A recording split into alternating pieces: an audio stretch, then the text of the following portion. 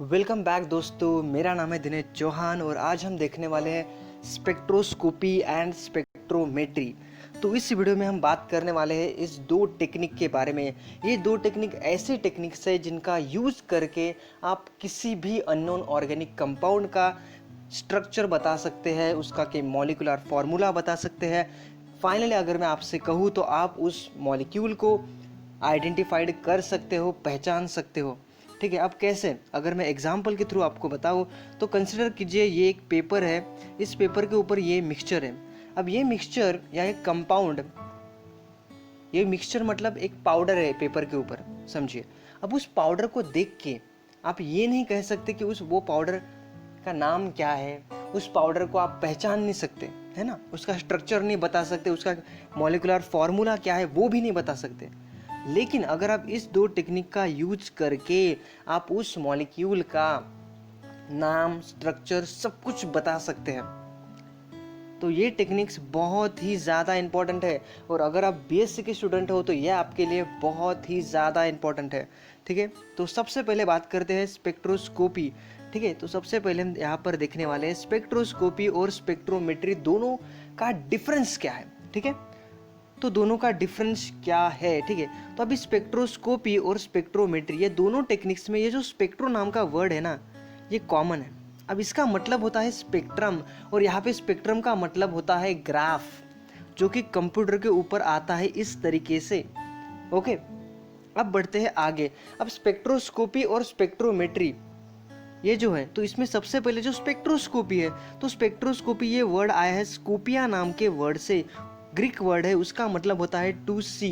ठीक है, अब स्पेक्ट्रोस्कोपी जो है ये बेस है एक कॉन्सेप्ट पे, उस कॉन्सेप्ट का नाम है interaction between the light and matter. तो मैटर और लाइट में का जो इंट्रैक्शन है उसे हम कहते हैं, वो उस कॉन्सेप्ट के ऊपर स्पेक्ट्रोस्कोपी बेस है। अब ये दोनों जो है, इसका मतलब क्या कि हम क्या करते हैं, ये जो मॉलिक्यूल है या मैटर जो होता है वो मॉलिक्यूल से बना होता है, एटम से बना होता है। ठीक है, तो जब हम इस मॉलिक्यूल के ऊपर लाइट एक्सपोज करते हैं, डालते हैं, तो क्या होता है, ये मॉलिक्यूल कैसे रिस्पॉन्स करेगा इस लाइट को डालने के बाद, तो वही हम यहाँ पे स्टडी करते हैं। अब देखो मैं आपको समझाता हूँ कैसे। मतलब क्या, अगर मैं इस मॉलिक्यूल के ऊपर ये लाइट डालता हूँ तो इसके बाद में ये इस मॉलिक्यूल के अंदर जो दो एटम है, ये जो दो एटम है, ये दो एटम के बीच में जो जो बॉन्ड है, ये बॉन्ड जो है मे बी क्या हो सकता है, वाइब्रेट हो सकता है। ओके, या इस मॉलिक्यूल के अंदर जो इलेक्ट्रॉन होंगे उस इलेक्ट्रॉन का ट्रांजिशन हो सकता है, वो इलेक्ट्रॉन लोअर स्टेट से हायर एनर्जी लेवल में जा सकते हैं, या इस मॉलिक्यूल के अंदर जो प्रोटॉन है वो प्रोटॉन स्पिन कर सकते हैं, उनका ट्रांजिशन हो सकता है। ठीक है, तो लाइट डालने से ये सब इस मॉलिक्यूल में हो सकता है, तो इनमें से कोई एक फिनोमेना हो सकता है। ठीक है, उससे ही हम कहते हैं रिस्पॉन्स ये मॉलिक्यूल कैसे देगा। ठीक है, और इसके बेसिस पे तीन टाइप के स्पेक्ट्रोस्कोपी है, एक है एनएमआर, दूसरा आईआर और तीसरा है यूवी स्पेक्ट्रोस्कोपी।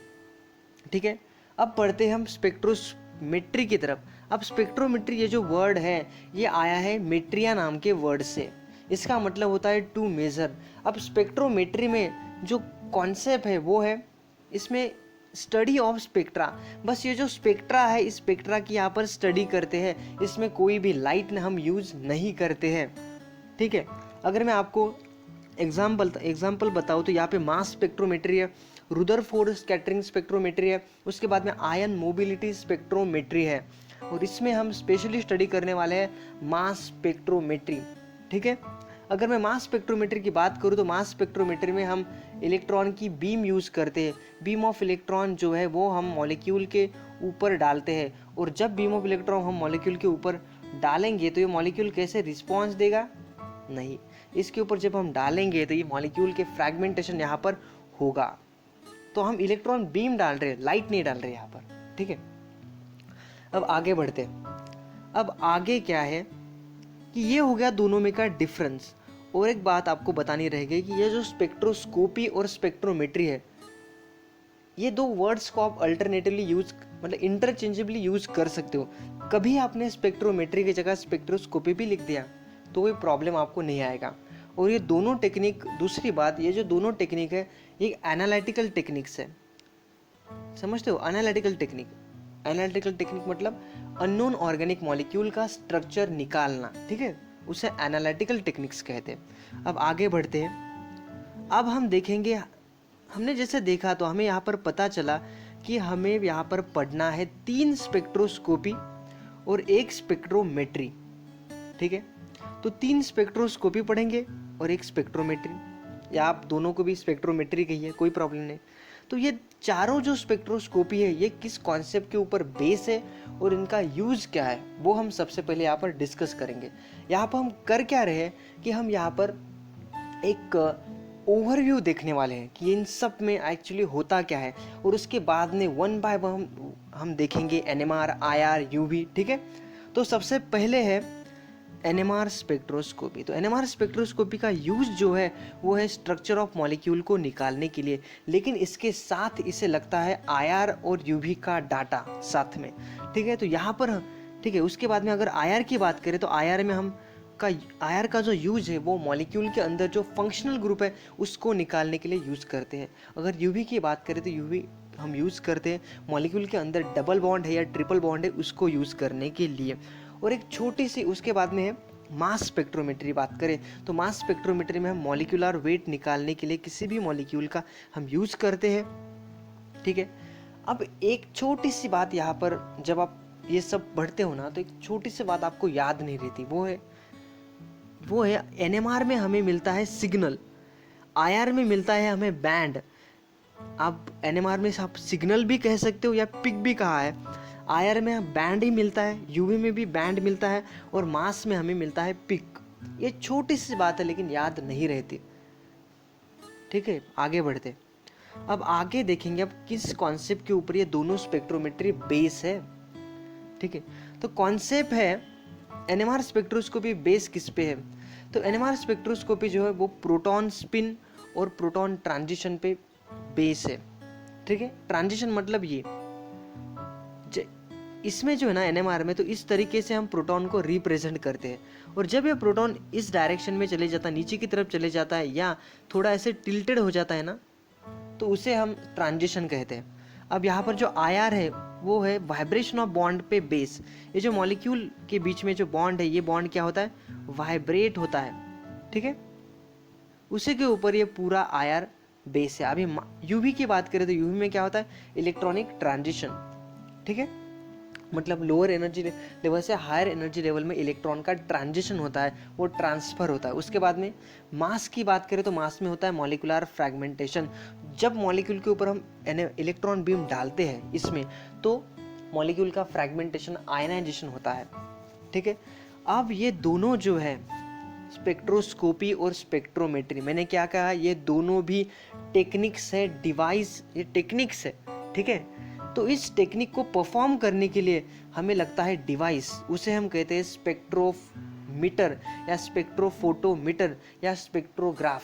जो भी आपको इजी जाए उस वर्ड को आप यूज़ कीजिए। मुझे स्पेक्ट्रोमीटर इजी जाता है तो इसमें स्पेक्ट्रोमीटर कहता हूँ, ठीक है। अब इन सबको, और एक कॉन्सेप्ट आपको मैं यहाँ पे बता देता हूँ, कॉन्सेप्ट नहीं, आपको सबका मतलब अगर मैं जोड़ दूँ अभी सभी स्पेक्ट्रोमेट्री को, तो यहाँ पर कंसिडर कीजिए ये एक पेपर है, इस पेपर के ऊपर ये पाउडर है, फिर से, ठीक है। तो इस पाउडर को आप देख के ये नहीं कह सकते इस पाउडर का नाम क्या है, आइडेंटिफाइड नहीं कर सकते। तो अगर इस पाउडर का आपको स्ट्रक्चर निकालना है तो आप यूज करोगे NMR का। अगर आपको इसका फंक्शनल ग्रुप इसमें क्या है वो ढूंढना है तो आप IR का यूज करोगे। अगर आपको इसमें डबल बॉन्ड है, ट्रिपल बॉन्ड है, वो फाइंड करना है तो आप UV का यूज कीजिए। और इसका मॉलिक्यूलर वेट निकालना है तो आप मास का यूज कीजिए। मतलब ये सारे स्पेक्ट्रोमेट्री को जब जोड़ देंगे तो आपको उस मॉलिक्यूल का पूरा स्ट्रक्चर पता चल जाएगा, ठीक है। तो ये हो गया हमारा स्पेक्ट्रोस्कोपी टेक्निक, उसका यूज, उसके कॉन्सेप्ट। अब हम देखेंगे सिंपलेस्ट डायग्राम ऑफ स्पेक्ट्रोमीटर देखेंगे, ठीक है। तो स्पेक्ट्रोमीटर की जो डायग्राम है, तो इस तरीके से ये डायग्राम स्पेक्ट्रोस्कोपी के डायग्राम से। सभी स्पेक्ट्रोस्कोपी की बात कर रहा हूँ मैं, ठीक है। अभी अगर सभी स्पेक्ट्रोमीटर में होता क्या है, इंस्ट्रूमेंटेशन इस प्रकार का होता है सिंपली। तो क्या होता है, एक लाइट सोर्स होता है, तो इस लाइट सोर्स जो है ये लाइट इमिट करता है और उसके बाद में ये लाइट जो है सैंपल के ऊपर जाता है। अभी सभी लाइट जो है वो ये मॉलिक्यूल या सैंपल एब्जॉर्ब नहीं करता है। कुछ लाइट जो है ट्रांसमिट होता है, कुछ लाइट क्या होता है रिफ्लेक्ट होता है, और कुछ लाइट एब्जॉर्ब होता है। और यहाँ पे एब्जॉर्प्शन पे ही बेस ये पूरा स्पेक्ट्रोस्कोपी है, ठीक है। और उसी की वजह से हमें स्पेक्ट्रम मिलता है। अब जब ये जो ट्रांसफर हुए वाला लाइट है ये कहा जाता है डिटेक्टर के ऊपर, और डिटेक्टर इसे क्या करता है, फोटोन एनर्जी जो है वो इलेक्ट्रिकल एनर्जी, मतलब लाइट एनर्जी जो है वो कन्वर्ट करता है इलेक्ट्रिकल एनर्जी में, और फिर इलेक्ट्रॉन डिजिटलाइज करता है, और फिर यूएसबी जो है उसे रीड आउट करता है, और कंप्यूटर के ऊपर हमें फिर सॉफ्टवेयर की मदद से इस प्रकार का स्पेक्ट्रम मिलता है। अब ये इंस्ट्रूमेंट जो है वो कितना लाइट एब्जॉर्ब हुआ है, कितना ट्रांसफर हुआ है, उन सबको कैलकुलेट करके ये स्पेक्ट्रम बनाता है, ठीक है। अब अगर यही डायग्राम आपको एनएमआर के लिए यूज करनी है या एनएमआर के लिए बनानी है तो क्या करना होगा, आपको जो लाइट सोर्स है वो यहाँ पर रेडियो वेव्स या रेडियो फ्रिक्वेंसी रेडिएशन आपको यूज करनी होगी। अगर आपको आईआर के लिए डायग्राम निकालनी है तो आपको आईआर रेडिएशन यूज करनी होगी, और अगर आपको यूवी के लिए बनाना है तो आपको बनाना होगा यूवी रेडिएशन आपको यूज करना होगा, ठीक है। ये हो गई स्पेक्ट्रोस्कोपी की बात। अब अगर हम बात करें स्पेक्ट्रोमेट्री की, तो स्पेक्ट्रोमेट्री में जो है हम पढ़ने वाले स्पेशली मास स्पेक्ट्रोमेट्री। और मास स्पेक्ट्रोमेट्री में क्या होता है, मॉलिक्यूल जो है वो हम यूज, यहाँ पर मॉलिक्यूल स्ट्रिक्टली हमें वेपर फेज में ही चाहिए। अगर मॉलिक्यूल वेपर फेज में होता है तो ठीक है, अगर नहीं होता है तो अगर लिक्विड फेज में होता है तो उसे पहले हीट रिजर्वायर से पास करते हैं, और हीट रिजर्वायर से जैसे पास करते हैं तो उसके बाद में वो वेपर्स में कन्वर्ट होता है, गैस में कन्वर्ट होता है। और एनएमआर जो है, एनएमआर में हमें लिक्विड सैंपल लगता है, ठीक है। तो जब हम पास, अब ये जो मॉलिक्यूलर वेपर्स है या ये जो गैस है ये जाएंगे अब आयनाइजेशन चेंबर से पास होंगे। अब आयनाइजेशन चेंबर में होगा इलेक्ट्रॉन जो बीम है, फिलामेंट जो है इनमें, इसमें से इलेक्ट्रॉन बीम निकलेगा, और उस इलेक्ट्रॉन बीम जो है इस मॉलिक्यूल के ऊपर ऐसे स्ट्राइक होंगे, और स्ट्राइक होने के बाद इस मॉलिक्यूल का क्या होगा, फ्रैगमेंटेशन होगा। क्यों होगा, क्योंकि ये जो इलेक्ट्रॉन बीम है इसकी एनर्जी जो है आयनाइजेशन एनर्जी से ज़्यादा होती है।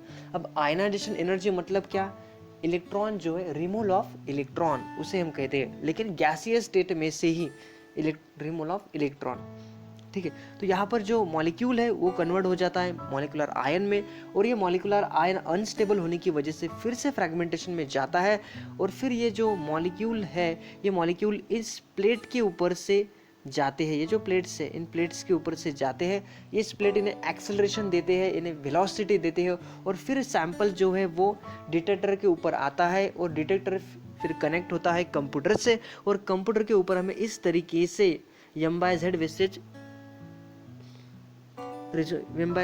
तो इस प्रकार से हमें क्या मिलता है, स्पेक्ट्रम इस प्रकार से हमें स्पेक्ट्रम मिलता है, ठीक है।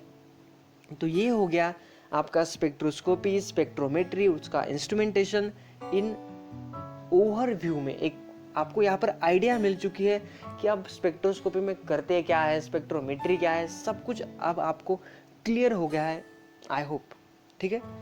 तो अगर आपको ये वीडियो पसंद आता है तो इसे सब्सक्राइब कीजिए, लाइक कीजिए, शेयर कीजिए अपने दोस्तों के साथ। Thank you.